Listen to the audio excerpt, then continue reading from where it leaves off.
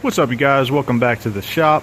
Wanted to give you guys an update on how things were going along with this Z06 project, as well as talk to you about a couple other things.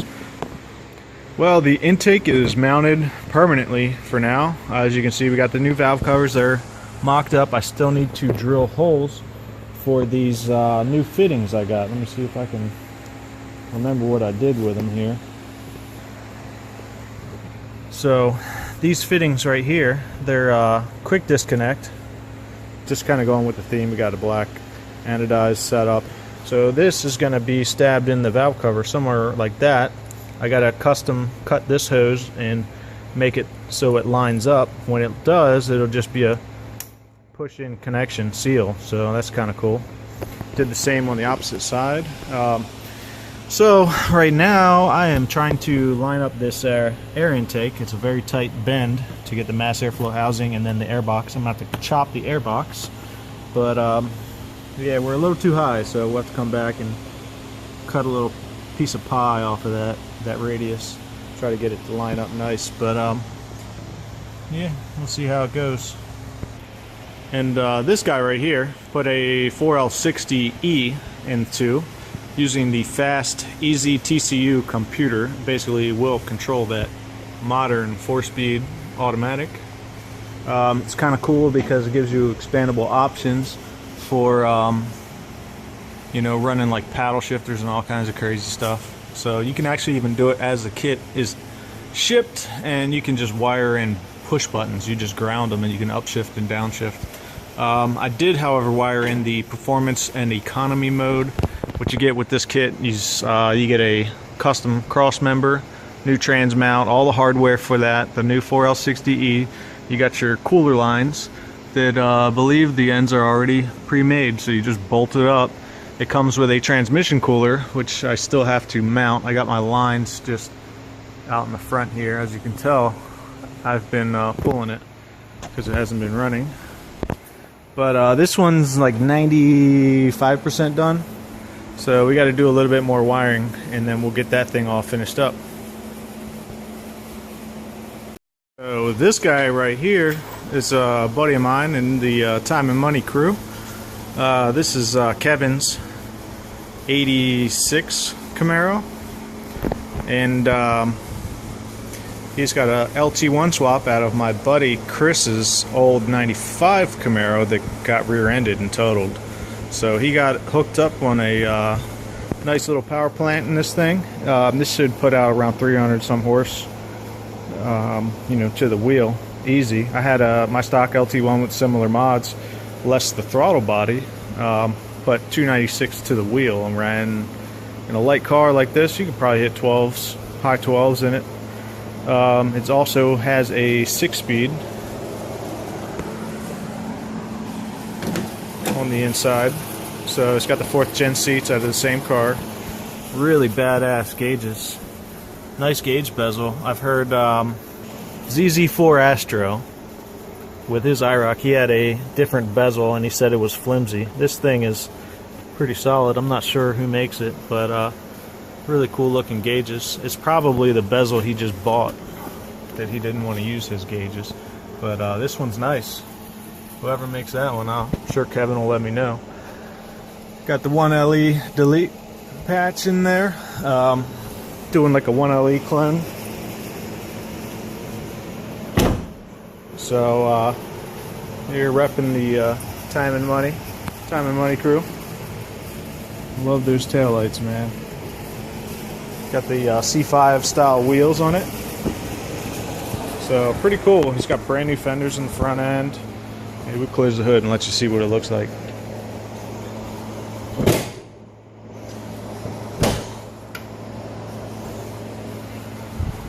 There you go. A little bit of vinyl wrap just to get them by till we get it painted, but pretty sick little car, man. I love it. That's the angle you want to see right there. I used to have a 92, so they kind of have a sweet spot to me. A cool trick on finding your angles and getting a nice cut on these bent hoses.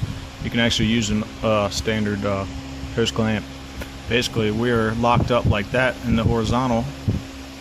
It's downward a little bit, and then we wanted to tilt it down to about there. I determined that angle seems kind of safe, so I'm going to tighten this up and trim around that with a razor blade, and then I'll take it apart and then finish the cut.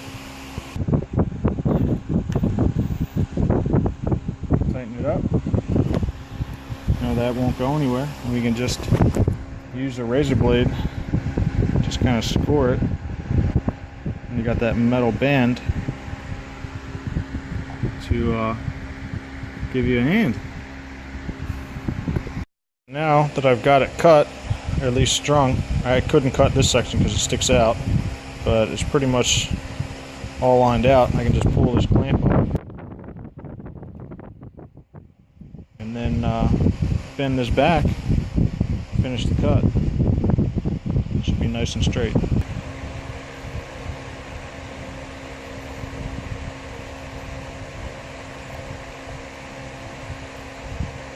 Don't cut yourself.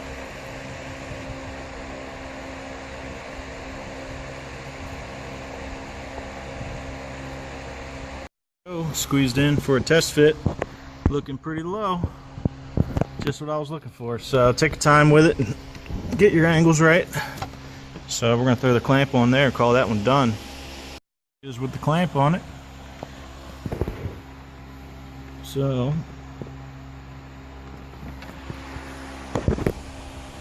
day 42, the mysterious MAF air sensor housing.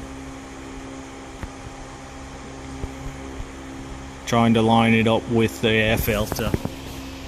Alright, so we're going to have to cut some off of that air filter neck. Of course, we've got another rubber 45, so we'll be doing a similar cut to the throttle body, probably mirror. So we're going to have to cut off a few inches of that pipe and give it a shot.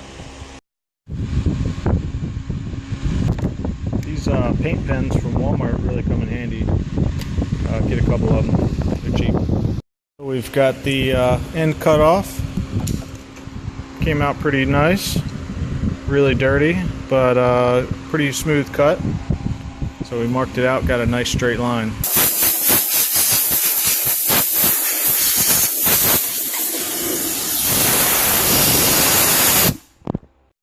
That's the angle we have right now. It's not actually hitting. This box wants to stand it up to about that height naturally, so it's actually going to come down. Bottom might be right up on it. We'll run a rubber coupler to there, same sort of setup we did with that, and squeeze all this crap together on the inside of the tube, and you can install it. Make sure you put the air filter back in, but that's pretty good. That's pretty low, so hopefully that clears. If not, back to the drawing board, but I think this is going to work. Let's put the clamps on. And there we go. Nice and smooth. Hopefully she clears. It's pretty low.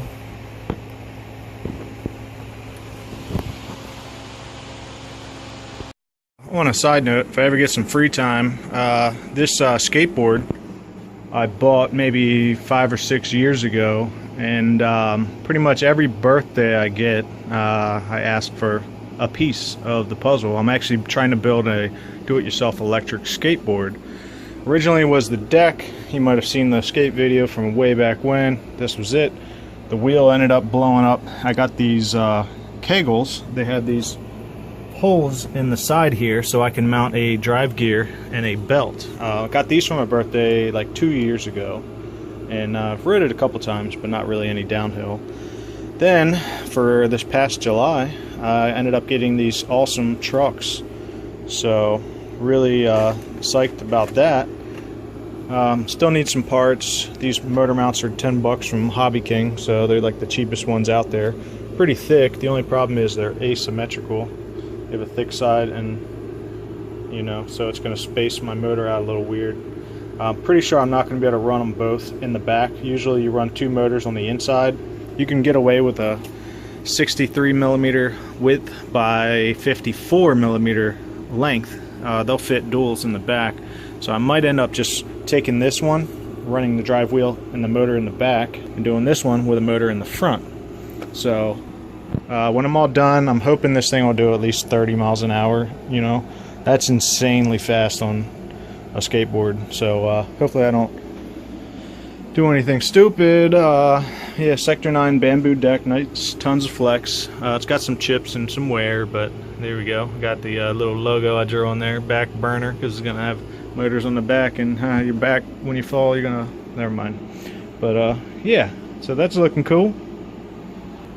So look forward to that in a future video. I appreciate you guys watching, and if you found it interesting, leave a like, and if you're new, don't forget to subscribe. So we'll do some more work coming soon. I'll have some more videos up on the previous work on that transmission, so stay tuned for that, and I will catch you guys on the next one. Alright, see you later.